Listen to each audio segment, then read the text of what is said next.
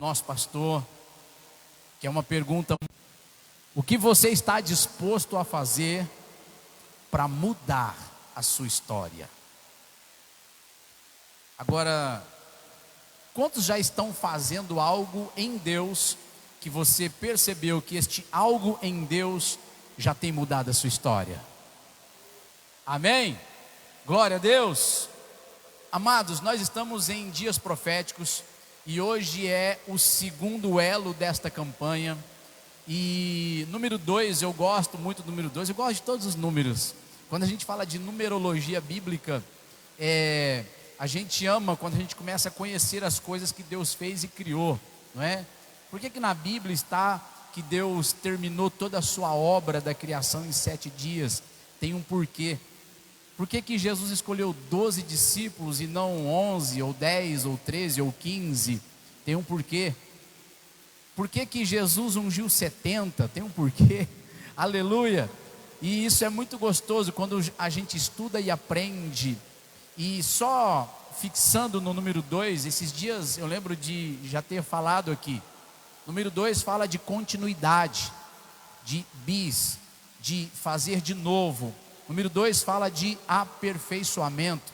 Então, se eu for fixar o número 2, eu vou fixar o número 2 numa palavrinha simples: aperfeiçoamento. Amém? A Bíblia diz para nós aperfeiçoarmos a nossa salvação. A Bíblia diz para nós aperfeiçoarmos a nossa santificação. Se é para aperfeiçoarmos, significa que ainda não está perfeito. Se é para aperfeiçoarmos aquilo que ainda não está bom, é porque está ruim. Então, quando você vem para a fé, você veio e herdou em Deus a maior herança da alma, que é a salvação da alma. E você veio e foi salvo pela graça mediante a fé, diz a Bíblia, Efésios 2:8, que somos salvos pela graça mediante a fé. A partir disso você pertence a Deus. A partir disso você tem o Senhor Jesus morando e habitando no seu coração. Só que na mesma proporção, a Bíblia diz que nós ainda não estamos transformados, mas que seremos transformados na perfeição. Isso está em 1 Coríntios capítulo 15, versículo... Coloca o versículo 50 mais ou menos. 1 Coríntios 15, 50. Diz que nós vamos ser transformados, não é? Nós seremos arrebatados no abrir e fechar de olhos. Nós seremos transformados e herdaremos um corpo igual ao do Senhor. Então diz que ainda seremos. Se seremos, não é?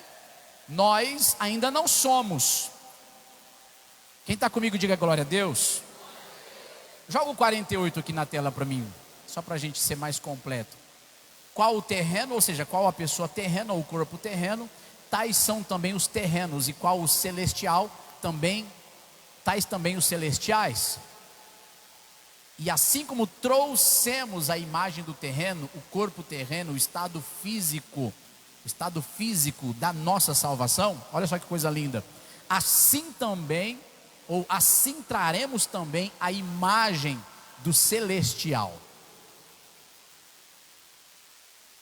E agora digo isto, irmãos, que carne e sangue, ou seja, este corpo aqui, não podem herdar o reino de Deus, nem a corrupção herda a incorrupção. Eis aqui vos digo um mistério: na verdade nem todos dormiremos ou morreremos, mas todos seremos, diga comigo, transformados. Aleluia. Num momento, num abrir e fechar de olhos, ante a última trombeta, porque a trombeta soará e os mortos ressuscitarão incorruptíveis, e nós seremos transformados. Oh, aleluia. Quando você veio para a salvação, você não foi transformado, você apenas nasceu de novo da água e do Espírito, porque quem não nascer de novo não pode ver o reino de Deus. Então todos os da fé, mediante a graça, aleluia, herdou a salvação. Junto com a salvação, agora você está num estado físico caminhando para uma transformação. Agora veja que coisa mais linda isso, segundo dia da campanha, e estamos falando de que se a Bíblia fala para nós aperfeiçoarmos a nossa salvação, aperfeiçoarmos a nossa fé, aperfeiçoarmos a nossa santificação, aperfeiçoarmos a nossa vida com Deus, significa que Deus está dizendo assim: o que está bom pode ficar melhor, o que está ruim pode ficar bom, e o que está melhor pode ficar excelente. Por isso que a Bíblia sempre vai trazer, louvado seja Deus, uma visão de continuidade de aperfeiçoamento, continuidade de crescimento. Aleluia! Então eu quero, em nome do Senhor Jesus, nesta introdução, que você creia que aquele que começou a boa obra na tua vida é fiel para completá-la até o dia de Jesus Cristo. Aleluia! Louvado seja Deus. E esta palavra do pastor Celino, em forma de pergunta aqui, é: o que você está disposto a fazer para mudar a sua história? Por que isso é importante para nós? Porque nós não nos prendemos apenas na salvação. Nós, olhando para a salvação, prosseguimos até a perfeição. Coloca um texto na tela para mim, Thaís e Vitor, que está aí em cima. Prosseguindo até a perfeição, ou prossigamos até a perfeição, por favor. Vocês estão me ouvindo? Está pesquisando? Na hora que achar, coloca na tela. Então perceba que o Senhor está falando prosseguir até a perfeição, não é? O apóstolo Paulo diz: uma coisa eu tenho feito, deixando as coisas que para trás ficam, prossigo para o alvo. Não digo que já alcancei. Agora veja, mas uma coisa eu faço, prossigo para o alvo, deixo as coisas que para trás ficam. Paulo está dizendo: vocês estão olhando para mim? Na minha vida está cheio de sinais, de vitória, de livramento, de transformação de vida, de crescimento, e eu me considero como alguém que ainda não alcançou. Mas uma coisa eu faço, prossigo para o alvo, porque vai ter uma transformação completa naquele dia. Vira para alguém imperfeito, igual eu e você, e diga para essa pessoa: Jesus está te aperfeiçoando. Pode falar para essa pessoa, falar: você está até mais bonito do que ontem. Aleluia.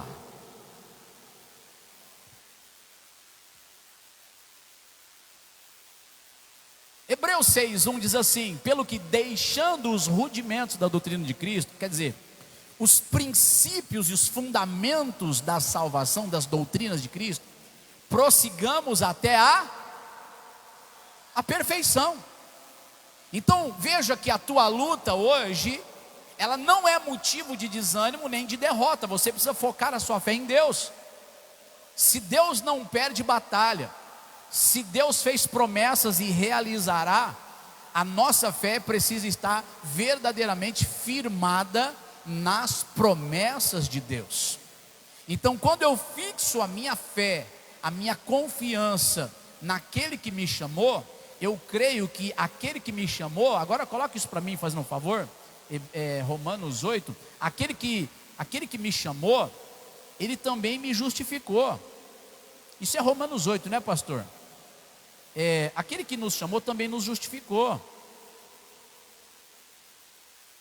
Romanos 8, isso mesmo. Coloca Romanos 8, 28. Aliás, o 27, a gente podia ler Romanos inteirinho, que ficaria bom, mas nós não temos esse tempo todo. Aleluia. O 27 diz: e aquele que examina os corações, que é Deus, sabe qual é a intenção do Espírito. Que Espírito? O Espírito Santo. O Espírito Santo mora onde? No nosso coração. Então Deus, que conhece as intenções do coração, Ele examina, Ele sabe qual é a intenção do Espírito. Ou seja, Deus sabe qual é a vontade perfeita para nós. Agora olha lá, e é o Espírito Santo que, segundo Deus, intercede pelos santos. Por que tem que ter intercessão do próprio Espírito Santo por nós? Porque nós não somos perfeitos. Diga isso, nós não somos perfeitos. Diga, mas Deus está comigo e eu vou vencer. Diga, eu vou melhorar. Diga, eu vou ser transformado. Diga, eu vou ser uma bênção. Agora vamos dizer isso em tempo atual. Diga, eu já sou de Deus, estou com Deus, e por isso eu sou uma bênção. Diga, eu já sou uma bênção. Agora diga, eu estou em processo de transformação. Diga, eu estou em processo de aperfeiçoamento. Diga, o que é para mim, Deus já preparou. Então Ele intercede para que você permaneça. Ele intercede para que você cresça. Ele sabe qual é a intenção do Espírito de Deus. O Espírito de Deus é te levar a Cristo, te conduzir a Cristo e ser transformado de glória em glória na mesma imagem de Cristo.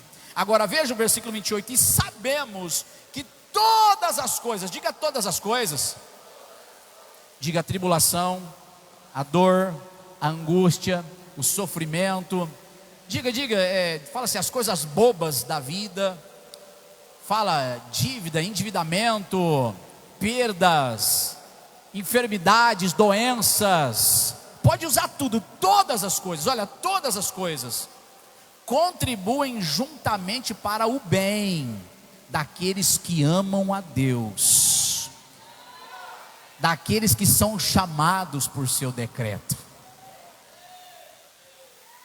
O meu dever e o seu dever é amar a Deus, seguir os seus caminhos, abraçar com diligência a fé e confiar inteiramente na sua graça.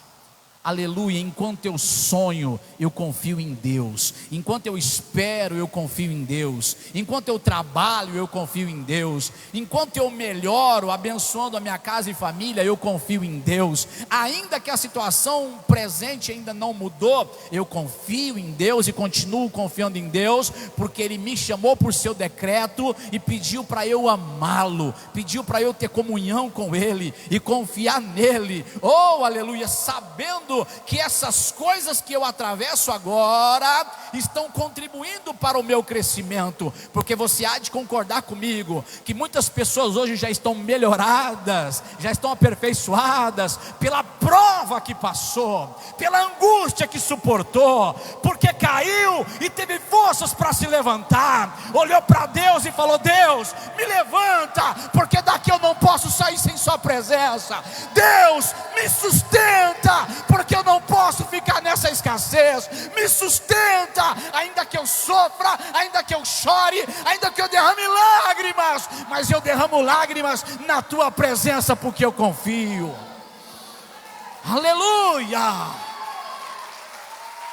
aleluia. Diga, Ele me chamou por seu decreto. Diga comigo, o voto não foi democrático. Diga, não foi uma eleição aonde tinha alguém disputando comigo para ver quem era melhor. Diga, Ele simplesmente olhou para mim e falou: eu decreto, você é meu filho, hoje te chamei. Diga, eu decreto, você é meu filho, hoje eu te gerei. Oh, aleluia, é voto Minerva, é voto específico, é voto de Deus. Então levante a tua cabeça, porque quem cuida de você não dorme, quem cuida de você te salva, quem cuida de você te protege, quem cuida de você te abraça. Oh, aleluia, aleluia. E o versículo 29, porque os que dantes conheceu, Deus te conhece, Deus te conhece, te chamou, Ele te conheceu. Quando Ele te conheceu, Ele te predestinou, olha lá, também os predestinou. Te predestinou para quê? Para serem conformes à imagem de seu Filho. Lembre-se de que a Bíblia diz: não vos conformeis, não tira do texto, fica nesse texto aí. Lembra que a Bíblia diz: não vos conformeis com este mundo, antes transformai-vos pela renovação do seu entendimento, para que possamos experimentar qual é a boa, agradável e perfeita vontade do Senhor. Não vos conformeis com este mundo.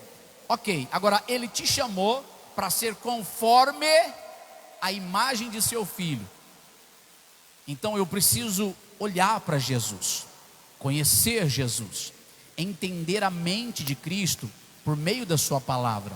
E a pergunta é: Jesus Cristo veio ao mundo com uma missão, a missão de ser crucificado, morrer em favor da humanidade, perdoando-nos ou perdoando-lhes todos os seus pecados, para que através de Cristo Jesus, o ser humano que o aceitasse pudesse ter paz com Deus.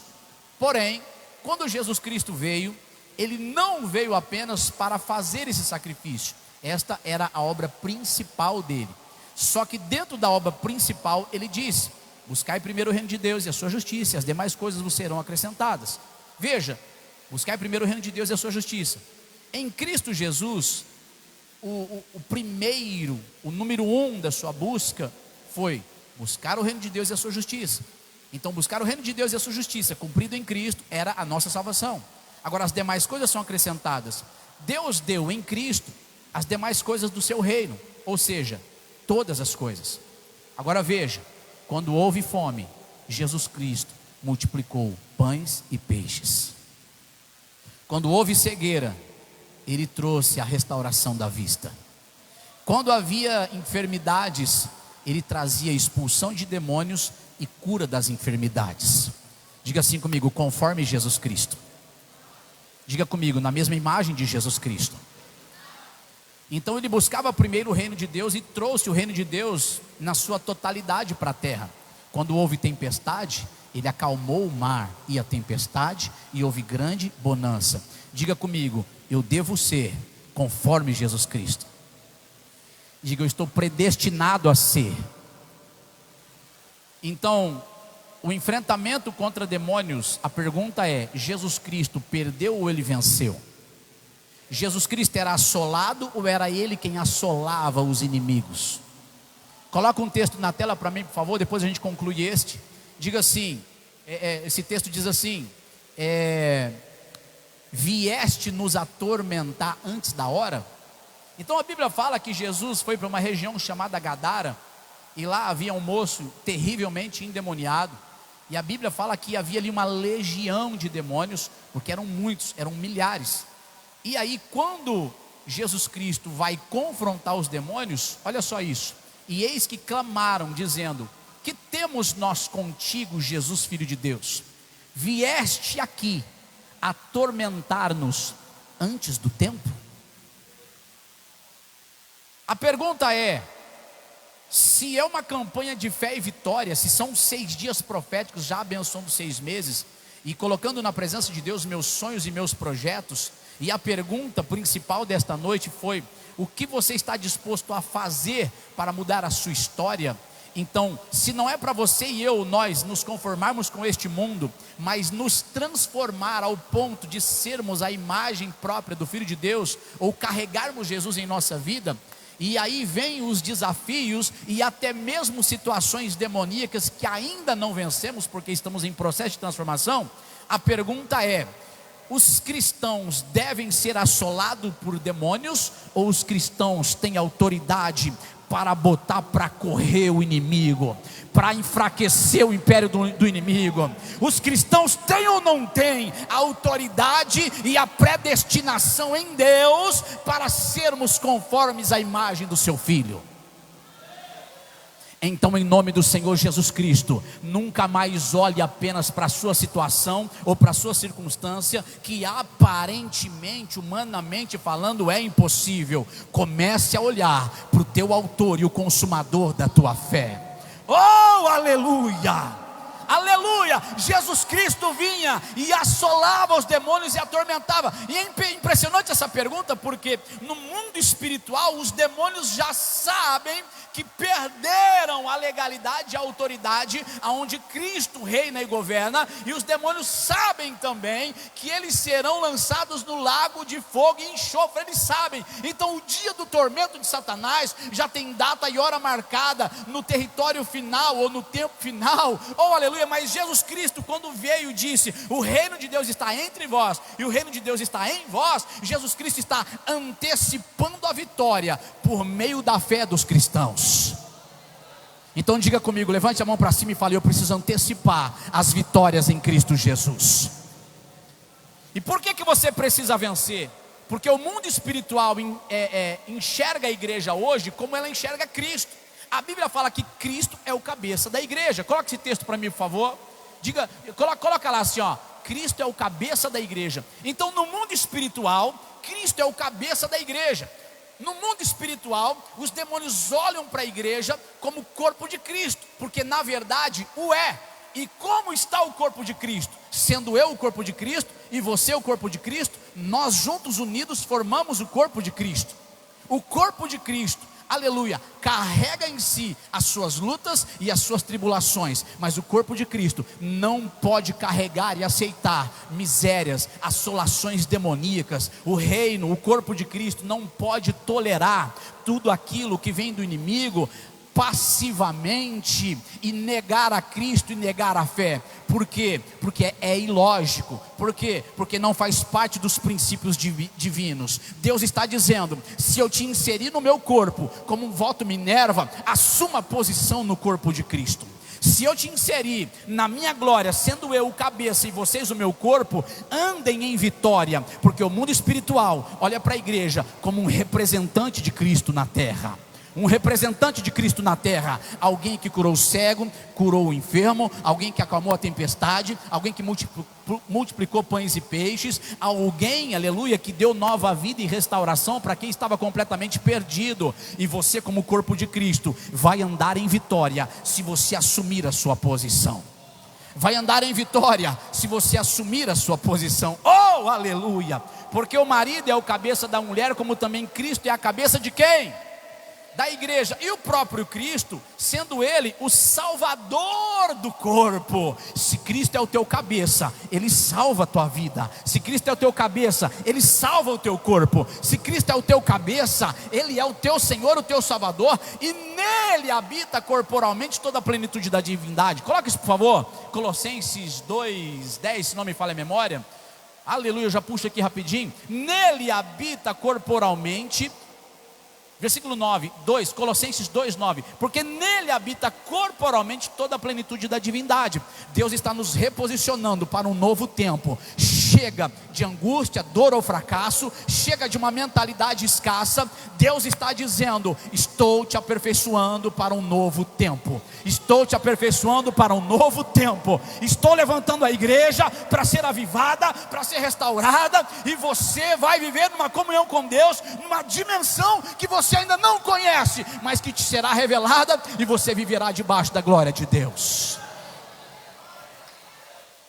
Nele habita corporalmente toda a plenitude da divindade. Falando tudo isso, isso é tudo muito lindo, maravilhoso para nós, isso nos enche de fé e esperança. Lucas 12, versículo 15, o Senhor vai trazer para a gente uma referência, para a gente tomar cuidado com isso agora. O quê? Que às vezes a gente confunde a vida de fé e vitória com todas as riquezas deste mundo. Por exemplo, Jesus disse: acautelai-vos e guardai-vos da avareza, porque a vida de qualquer, ou a vida de uma pessoa, de quem quer que seja, não consiste no que, igreja? Na abundância do que possui. O reino de Deus, a Bíblia diz, não é comida nem bebida, mas é paz, justiça e alegria no Espírito Santo. Eu anotei algo aqui que para mim isso é maravilhoso.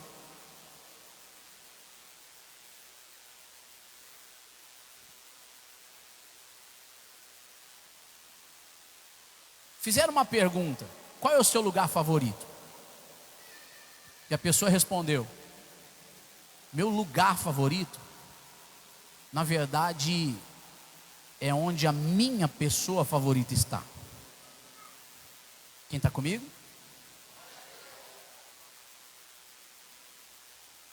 Nas angústias da vida, nas tribulações da vida, que eu também já enfrentei como vocês, um dia eu saí sem rumo, minha família não estava bem, eu e minha esposa não estávamos bem, minha filha era bem pequenininha, e eu saí com a minha filha, fui para a represa.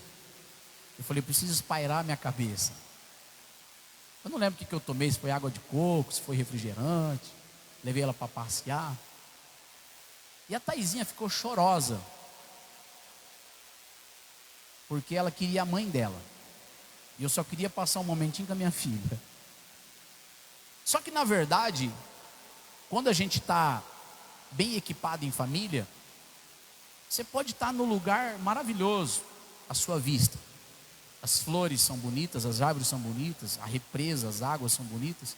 Pessoas passeando, andando, casais, namorados, carros passando, restaurantes para dar e vender, pessoas conversando, gente que de repente você conhece, cumprimenta. Você pode estar no melhor lugar favorito da sua vida, mas se você não estiver com as suas pessoas favoritas, se você estiver abalado emocionalmente, se você não está equilibrado, o que acontece realmente? Que o teu lugar favorito já não é mais o teu lugar favorito. A vida de uma pessoa, ela não consiste, Jesus falou, na abundância do que possui.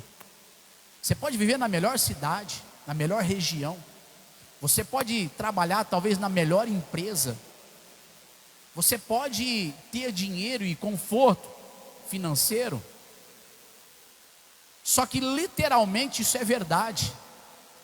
A vida não consiste nos bens em que uma pessoa possui. A verdadeira alegria do ser humano, ela se encontra exclusivamente no seu Criador. Uma planta colocada no solo, ela vive. Se você tira a planta do solo, ela morre. Se um peixe que é das águas, você tira ele das águas, o peixe tirado das águas, porque o habitat natural do peixe são as águas, o habitat natural das plantas é a terra, o solo. Assim também o ser humano que foi criado em espírito, ele tem o seu habitat natural. E o habitat natural do cristão é a presença de Deus. Fora da presença de Deus, o cristão morre. Fora da presença de Deus, ele se abala. Então, em nome do Senhor Jesus Cristo, eu quero agora construir esta mensagem pautada exatamente neste ponto. Pastor Rafael, com todas essas informações maravilhosas, bíblicas, que o Senhor Jesus tem passado para nós, por que às vezes a minha fé está forte? E por que às vezes a minha fé parece estar abalada? Por que às vezes eu estou tão animado na presença de Deus e de repente parece que eu já me desanimei da presença de Deus? Pastor, eu já tenho na minha consciência que eu sou de Deus, que eu abracei Deus e não vou abandonar Deus, não vou para a idolatria, não vou para o mundo, eu não vou, pastor, ficar observando essas coisas lá fora, porque eu já sei, quero lutar pela minha salvação, mas eu não estou feliz, a minha vida não está consistente, a minha vida não mantém uma constância, parece que quando eu começo uma disciplina, eu já desisto dela logo e tal. Pastor, por que isso acontece? Então, em nome do Senhor Jesus, eu quero trabalhar agora, em nome do Senhor Jesus, para que nós, até o final dessa mensagem, possamos reivindicar o nosso posicionamento em Deus, no modo de aperfeiçoamento na presença de Deus. Hebreus 11 diz sobre a fé e os heróis da fé. 1 João 5,4, coloca esse texto para mim na tela. 1 João 5,4 diz que temos a vitória que vence o mundo, a nossa fé. Então, de tudo isso, Deus está dizendo para nós: enquanto você não chega no lugar desejado, enquanto você não chega no lugar do teu sonho, enquanto você não chega no lugar exato do teu projeto, Deus está dizendo assim: se alegre, porque a minha presença vai contigo. Deus disse isso para Moisés. Moisés, ele teve uma experiência com Deus de tal forma que a Bíblia diz assim, que Deus falou para ele: Moisés, eu vou te revelar todos os meus caminhos, eu vou te fazer conhecer os meus caminhos. A Bíblia diz que Moisés foi introduzido na presença de Deus, e Deus deu a ele, aleluia, um enchimento tão profundo no Espírito Santo, que ele conheceu a vida de Deus, o caráter de Deus, os pensamentos de Deus. Como foi pregado ontem aqui, os pensamentos de Deus são mais altos que os nossos, mais aplanados, mais aperfeiçoados, mais melhorados. Oh, aleluia, a graça de Deus é melhor que a vida, diz a Bíblia Sagrada. Moisés entendeu isso e percebeu que a graça de Deus era melhor que a vida dele. Ele quis viver na graça, ele quis viver tanto na graça que ele não abriu mais mão disso. E agora, o Senhor estava chateado com um povo, e Moisés liderava esse povo, e Deus fala assim para Moisés: Moisés, leva este teu povo, aleluia, para a terra prometida, e eu enviarei o meu anjo, e o meu anjo irá com você. Só que um pouco antes, alguns dias antes, Moisés tinha sido introduzido na presença de Deus. Moisés conheceu os caminhos de Deus, a graça de Deus, e percebeu que a presença de Deus era melhor que a vida. O salmista chega a dizer assim: Pai, até os passarinhos encontraram e fizeram um ninho no seu tabernáculo, nos teus átrios. Se até os passarinhos o Senhor permite que vivam na sua presença, me deixa pelo menos ser um porteiro da tua casa. Nem que eu estiver na porta do teu estabelecimento, é ali que eu quero viver. Moisés olhou para Deus e falou: meu povo, não, Senhor, é o seu povo, vamos colocar as coisas em ordem.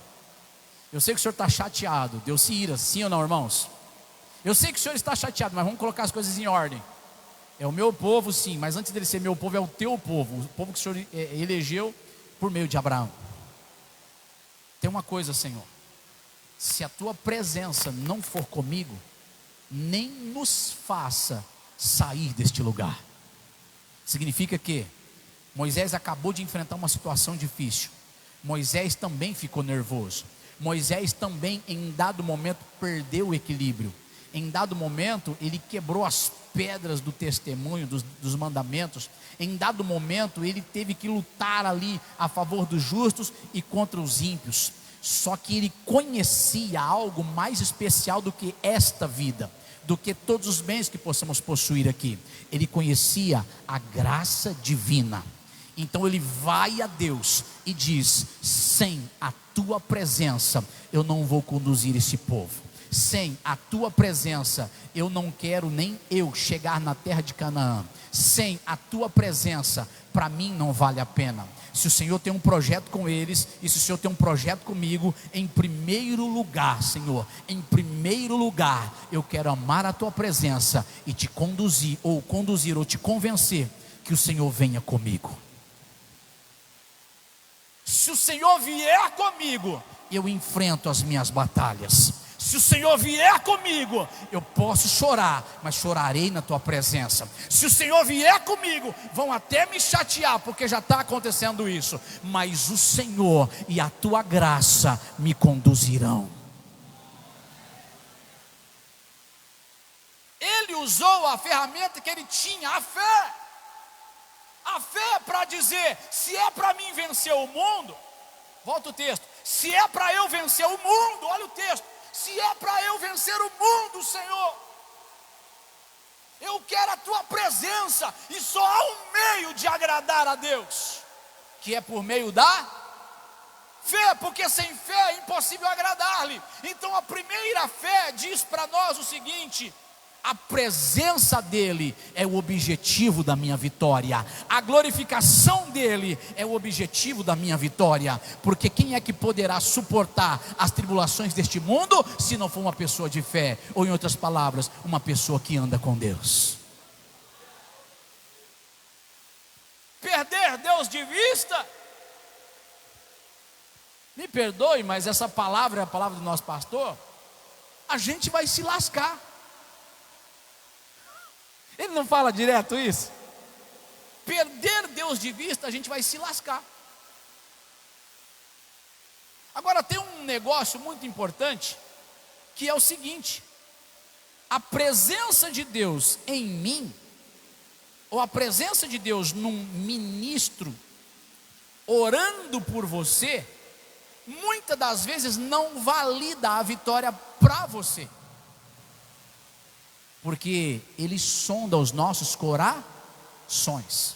Se uma pessoa tem andado desviado e não quer se arrepender, se uma pessoa tem andado em maus hábitos e não quer se arrepender, se uma pessoa tem andado lá fora no pecado e não quer se arrepender, não quer se voltar para Deus, e aí de repente essa pessoa enfrenta uma tribulação tão grande, aí ela vem correndo para a igreja, mas ela não vem correndo para Deus, ela só quer buscar de nós uma oração, ela só quer buscar de nós um conforto. Aí o pastor vai orar por mim, o ministro vai orar por mim. Entenda uma coisa, assim diz o nosso pastor aqui: se a gente agir dessa maneira, a gente vai porque Moisés falou: Deus, eu não abro mão da tua presença.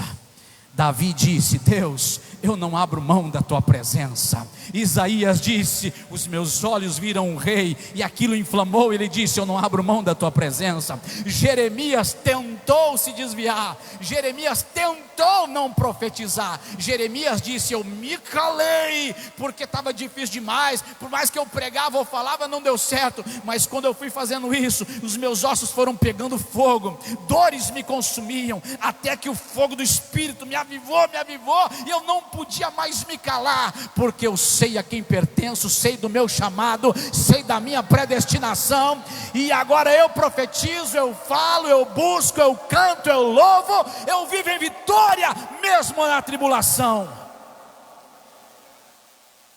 Então não adianta se esconder de Deus debaixo da oração da igreja ou de uma liderança. Deus está reposicionando a igreja para dizer: você também pode orar, você também pertence a Deus, você faz parte do corpo, você também tem que se arrepender, você também tem que se consertar, você tem que viver a sua melhora debaixo de jejum e debaixo de oração, em nome do Senhor Jesus. Show! Preguiça espiritual no meio do povo de Deus. Valorize a presença. Valorize a presença. Quem está entendendo esta palavra? Repita comigo, diga: valorize a presença. Então as nossas conquistas são por meio da fé, porque somente a fé pode trazer a vitória sobre este mundo. Somente pela fé. Agora, em o nome do Senhor Jesus Cristo, número 1, a igreja precisa continuar caminhando em fé. Número 2, a igreja precisa detectar as pedras de tropeço que têm atrapalhado a fé. Hebreus capítulo 12, versículo 1, por favor. Oh glória, aleluia. Portanto, nós também, pois que estamos rodeados de uma tão grande nuvem de testemunhas, presta atenção nisso aqui, nós estamos em Hebreus 12. O que tem, pastor Rafael, em Hebreus 11? O que tem lá em Hebreus 11? Diga assim comigo: os heróis da fé. Então a Bíblia vai tratar ali de vários nomes, homens, mulheres, e vai explicar os casos, o chamado, as lutas deles e como eles venceram. Depois na sua casa você leia Hebreus 11. Quando o escritor aos Hebreus termina Hebreus 11, ele entra no 12 dizendo: então nós estamos rodeados de uma tão grande nuvem de testemunhas. Que testemunhas? Abraão, Isaac, Jacó, Noé, Jefité, Sansão, Davi. Lembra lá de Hebreus 11? Essas testemunhas, você tem as testemunhas na palavra que geram fé. O que eles fizeram para alcançar, porque eles estavam em Deus. Então, como a gente tem tudo isso, é para a gente fazer o que agora? Deixemos todo embaraço e o pecado que tão de perto nos rodeia. E a gente vai fazer o que? Corramos com paciência, que é a mesma coisa que perseverar. Diga comigo, número 2, diga perseverança, diga aperfeiçoamento. Amém? O que eu estou disposto a fazer? O que eu estou disposto a fazer? Amém? E devemos correr com paciência a carreira que nos está proposta. Que jeito? Olhando para Jesus. Cadê o versículo 2? Joga lá na tela, por favor. A carreira que nos está proposta. Correr com paciência a carreira que nos está proposta, olhando para quem a gente deve se conformar. Não vos conformeis com este mundo, mas vos conformeis com quem? Com Cristo. Olhando para Ele. Oh, aleluia. Olhando para quem? Olhando para quem? Olhando para quem? Autor e consumador da fé. Em Jesus, você entende que só nele existe fé. Então você põe toda a sua confiança nele.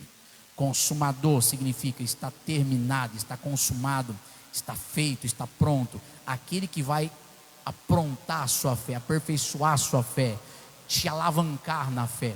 Aí Jesus fez isso, o qual pelo gozo que estava lhe proposto, suportou a cruz, desprezando a afronta, e assentou-se à destra do trono de Deus. Se é como Jesus, e ele suportou tais afrontas, eu também preciso, agora volta no versículo 1, eu preciso deixar o embaraço e o pecado que estão de perto me rodeia. Diga comigo, embaraço e pecado. Tem coisa que não é pecado, mas é embaraço. Por exemplo, tem pessoas na sua vida que não é pecado, ela é o quê? Tem reclamação que você faz na tua vida que não é pecado, mas é? Quem está entendendo essa palavra? Quem está entendendo essa palavra? Tem coisa na tua vida que não é pecado, mas é falta de posicionamento. Falta de posicionamento é o quê? Embaraço. Procrastinação, muitas das vezes não é pecado, pode te levar ao pecado, mas não é. É o quê? Embaraço.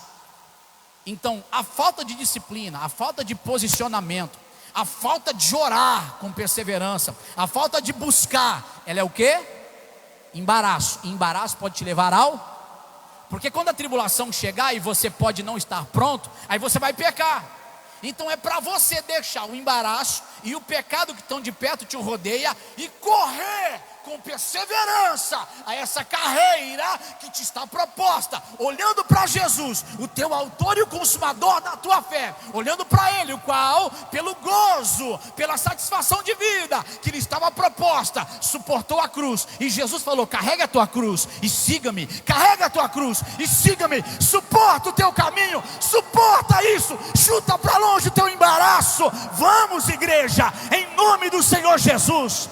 E o pecado que estão de perto te rodeia. E assim como ele está abençoado, assentado nas regiões celestiais, entronizado, assim também está a igreja. Agora, isso é maravilhoso. Mas a pergunta continua, qual é mesmo? O que você está disposto a fazer para mudar a sua história? O que você está disposto a pagar como preço de crucificação para mudar a sua história? Enquanto você desiste, isso é embaraço. Enquanto você desiste, você fica mais longe do teu progresso. Enquanto você desiste, você vai perceber agora que quando você retomar a caminhada, você vai ter que enfrentar os mesmos desafios que ainda você não venceu. Mas se você se posicionar, você vai vencer. Aí sim, em Deus, você buscando a autoridade ministrada aqui, te fortalece. Em Deus, você buscando a autoridade delegada aqui, abre caminhos e portas para você. Quando chegar o incrédulo, ímpio e infiel que não conhece a palavra de Deus, ele é agraciado e abençoado instantaneamente. Mas para a igreja que conhece, é só por meio de obediência. Vou repetir para que fique claro. Chega o ímpio, o infiel, o pecador mais miserável da face da terra, que um dia nós também já fomos, então não dá para julgá-los, porque está escrito que não é para julgar. Agora preste atenção nisso. Chega o pior dos piores e de repente chora, reconhece, se arrepende e fala: Deus vai olhar para ele e vai dizer: meu filho, meu filhinho, como eu te queria na minha presença. Estou te dando um voto Minerva, estou te salvando pela minha graça. Ele é salvo instantaneamente, curado instantaneamente, abençoado instantaneamente. E mesmo se ele não aceitar a fé, ou não aceitar Deus, ou não aceitar Jesus, Deus pode fazer um milagre extraordinário na vida dessa pessoa, só para mostrar que Ele é Deus, e abrir um caminho para essa pessoa vir se achegando a Ele, por graça, misericórdia e favor. Mas para a igreja, quem conhece, quem já é salvo, só por meio da obediência. Cutuca alguém e fala: só por meio da obediência. Eu sou crente há alguns anos, irmãos. Toda vez que eu entrei no estado de desobediência, porque todo mundo já entrou no estado de desobediência, todos, sem exceção, já entramos no estado de desobediência. Como é que você ficou? Tem dia que você tem vergonha de vir para a igreja, irmão, porque você está no estado de desobediência. Vira para a cara do teu irmão, pode falar: você teve vergonha de vir na igreja, já ou não já, irmãos? Vira para alguém, de verdade, de verdade. Você estava na fé, fala para essa pessoa: você estava na fé. Mas diga assim: você perdeu a alegria, você perdeu o ânimo, você não quis vir. Diga comigo: sai para lá embaraço, em nome de Jesus. Aleluia. Irmãos, eu não sei para vocês, mas para mim está tão gostoso hoje. Estava tão gostoso ontem. Estava tão gostoso domingo. Eu não sei se é porque eu estou orando e jejuando todo dia, mas está tão gostoso, irmãos. Diga comigo, fala: está gostoso, Jesus. Aleluia. As nossas conquistas são por fé. Então, número 1, fé. Número 2, detectar as pedras de tropeço. Nós acabamos de ver um versículo que você tem que detectar as pedras de tropeço. Então, você tem que identificar as pedras de tropeço na sua vida pessoal. E você tem que fazer isso, você tem que se posicionar. Número 2, que eu disse, os amigos escarnecedores. Tem amigos e ambientes e hábitos que realmente são pedras de tropeço. A gente tem que sair fora disso aí. Agora, número 3, melhorar a consciência, que eu estou finalizando. Melhorar o quê? Diga comigo, diga: melhorar a consciência. Se não me falha a memória, 1 Timóteo 1,19. Quero ler 2 textos com você e nós vamos orar. Isso é maravilhoso. Como que é gostoso 6 dias proféticos, né, irmãos? Confesso que eu estou cansado, mas e daí? Aleluia. Confesso que eu estou cansado, mas está bonito, está abençoado, e Deus está fazendo maravilhas no nosso meio. 1 Timóteo 1,19 diz assim, que é para a gente conservar a fé e a boa consciência. Presta muita atenção, porque isso é muito importante para a igreja que quer andar em obediência com Deus. A qual, rejeitando a qual alguns fizeram naufrágio na fé. Então eles rejeitaram o que? A fé? Não, eles rejeitaram a boa. Então, conservando a fé. Como que uma pessoa pode naufragar na fé? Quando ela rejeita a boa. Quando a pessoa ela não cuida da consciência dela, dos pensamentos dela, ela pode fazer naufrágio na fé. 1 Timóteo ainda 3, versículo 9, diz que é para a gente guardar o mistério da fé, que é poder, em uma pura consciência. Por que que isso é importante? Vou explicar rápido e nós vamos orar. Exatamente o ponto que eu acabei de citar anteriormente. Você pode estar na fé, mas quando você anda na desobediência, a tua consciência te condena. Tem um texto, agora me fala a memória, pastores. A consciência ora nos acusando e ora nos defendendo. É 1 Coríntios. Pesquisa isso para mim. A consciência ora nos acusando e ora nos defendendo. Então perceba que a Bíblia diz assim: a fé, ela precisa ser absoluta em Deus, e agora a sua parte, em relação aos maus hábitos que você tem, a desobediência que você tem, sabe, todos os maus costumes que a gente pode carregar, os embaraços, Deus está dizendo assim: corrija, porque você vai melhorar a sua consciência. Porque se a sua fé permanecer intacta, poderosa, automaticamente buscando e se corrigindo, a tua consciência não vai pesar. Muito bem, é esse texto aí mesmo.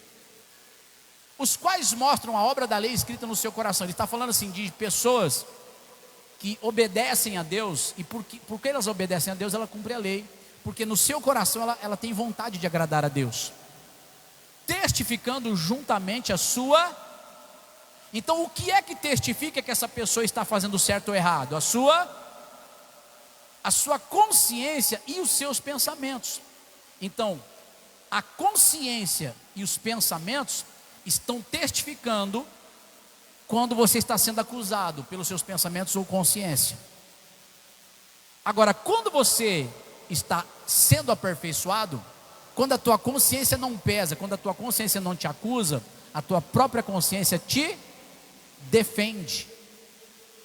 Então, por exemplo, se tem um inimigo na tua vida, um Satanás na tua vida, te assolando, e você sabe que você tem um pecado escondido, aí nós estamos falando, Deus vai te dar a vitória, você vai vencer em nome de Jesus, e essa palavra é de Deus. Só que se você tiver com uma falha oculta que você ainda não consertou, o que a tua consciência vai dizer para você? Que o teu vizinho A, B ou C pode receber, mas você não. Por quê? Você não tem alinhamento com Deus. A tua consciência ou te defende ou te... E Deus te chamou para quê? Para ter uma boa consciência. E Deus te chamou para você lançar fora todos os embaraços e o pecado que estão de perto te rodeia. Vamos ficar de pé em nome de Jesus. Diga assim: Deus me trouxe aqui nessa noite para me abençoar. Diga assim: em nome de Jesus, eu estou me posicionando na minha fé. Diga assim: eu vou pegar todos os meus embaraços, eu vou pegar toda a tragédia da minha cabeça e do meu comportamento, e eu vou lançar aos pés de Jesus hoje, porque Jesus está me abençoando hoje aqui. A Bíblia diz que o Senhor não nos condena. Escuta isso, o Senhor não nos condena. Ou a lei nos condena ou a consciência. E tem um cara aí que ele usa o ruim da nossa consciência para ficar atacando seta. Como é que é o nome dele? Satanás, diabo, é mais ou menos assim que ele chama, né? O rabudo, o chifrudo, o Satanás. Então preste atenção agora que nós vamos orar. Você vai pegar toda a sua consciência e vai lançar aos pés do Senhor Jesus e vai dizer: Senhor, hoje em nome de Jesus eu me levanto, tomo vergonha na cara. Hoje eu estou me posicionando, porque o Senhor tem o melhor para a minha vida. Aleluia. Eu quero pedir para os meninos do som ali soltar um louvor. Eu não sei nem que louvor, escolhe aí. Eu vou confiar que Deus está usando vocês. Escolhe um louvor aí. Não vou deixar vocês escolher não. É que a glória, a tua glória me atraiu. Como é que ela chama? Gabriela Rocha? Essa daí. Coloca esse louvor. Me atraiu. Enquanto esse louvor toca, por favor, feche seus olhos e põe a mão no seu coração. Começa a entregar a Deus agora seus embaraços, as pedras de tropeço, porque você vai vencer em nome de Jesus. Pode apagar essas luzes, por favor. Eu quero um momento seu com Deus agora. Seu com Deus, o nosso momento com Deus. Eu poderia estar.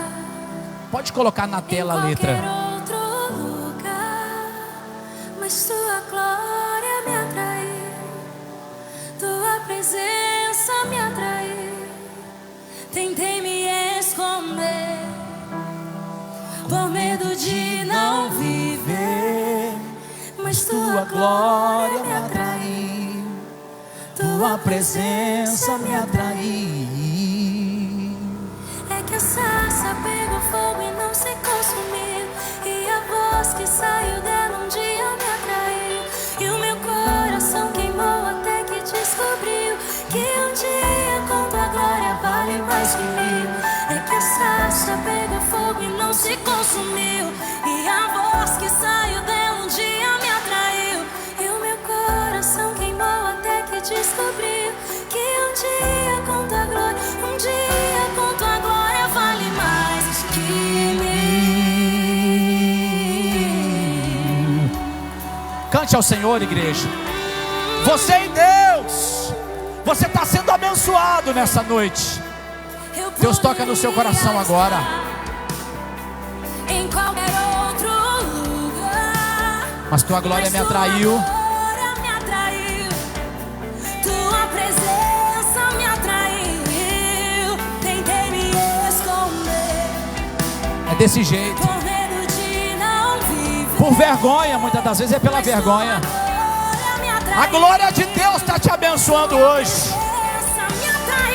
Oh!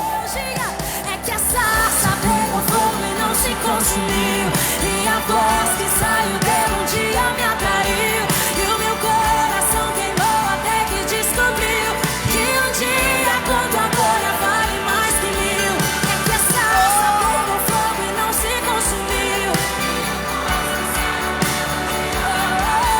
E o meu coração queimou até que descobriu que um dia quanto a glória, um dia quanto a glória vale mais que mil. Mais pra mim que qualquer outro lugar, Jesus. Adore ao Senhor e se quebranta na presença dEle neste momento. Adore ao Senhor e se quebrante na presença dEle. O Senhor está te entregando uma bênção hoje. O Senhor está te entregando uma grande vitória nesta noite. O Senhor já tem preparado e sabe o dia da nossa exaltação. Ame a presença de Deus. Ame a presença de Deus. Quantos foram atraídos por esse amor? Diga: atraído pela tua presença, não me cansarei da tua presença. Nós fomos atraídos. Não se veja sem a presença de Deus.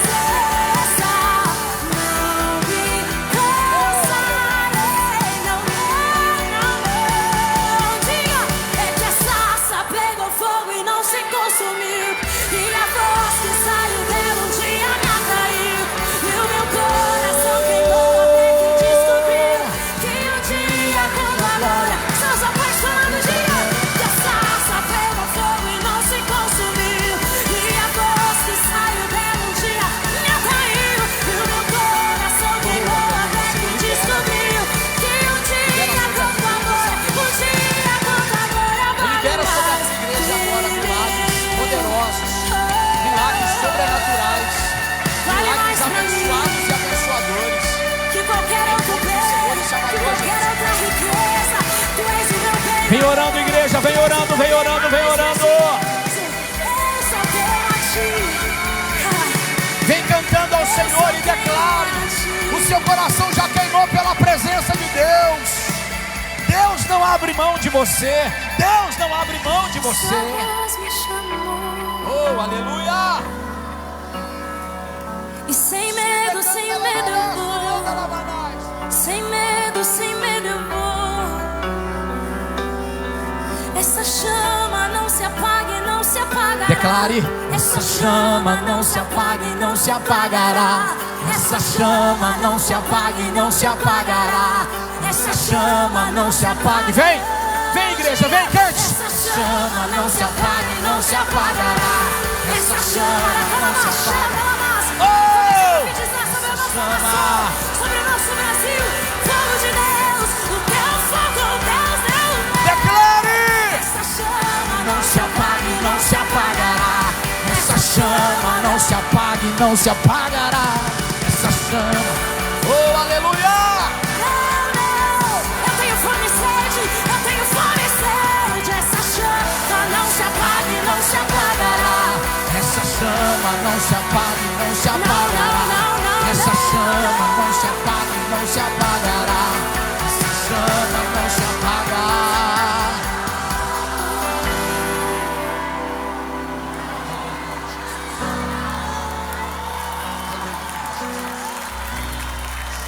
Canta lá,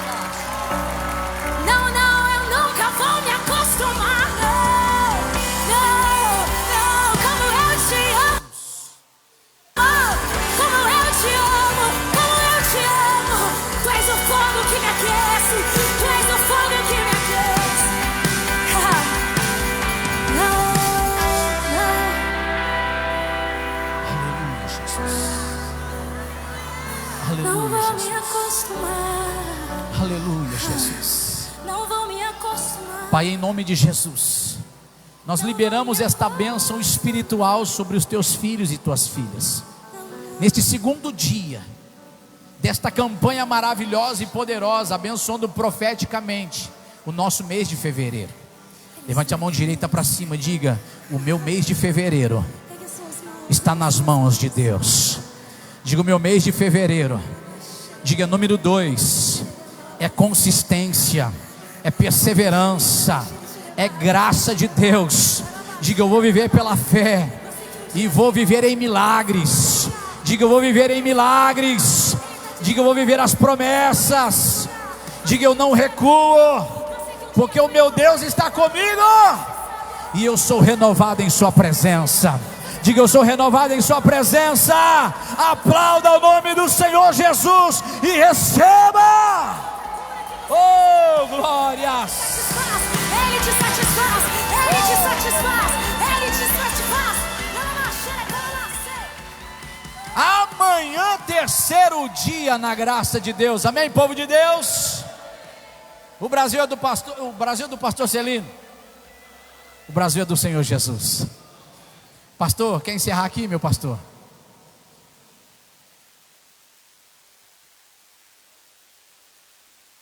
Aleluia, louvado seja Deus. Solta esse som aí de novo. Posso soltar lá do começo essa música, que não vai deixar ela rodando, para a gente gritar que o Brasil é do Senhor Jesus. Quem aqui vai embora para casa abençoado? Oh, Jesus, senti agora de fazer isso. Aponta mais ou menos para o lugar da tua casa.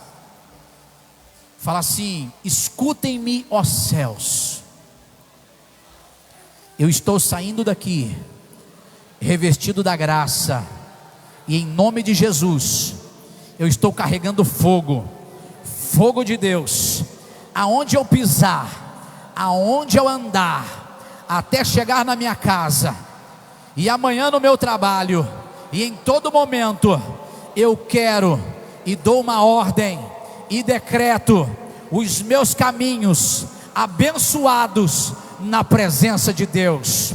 Diga comigo: Satanás, sai e tire as suas mãos nojentas da minha casa, vida e família e meus negócios. Diga: sai, porque esta é a minha ordem, em nome de Jesus Cristo, o meu Senhor e o meu Salvador.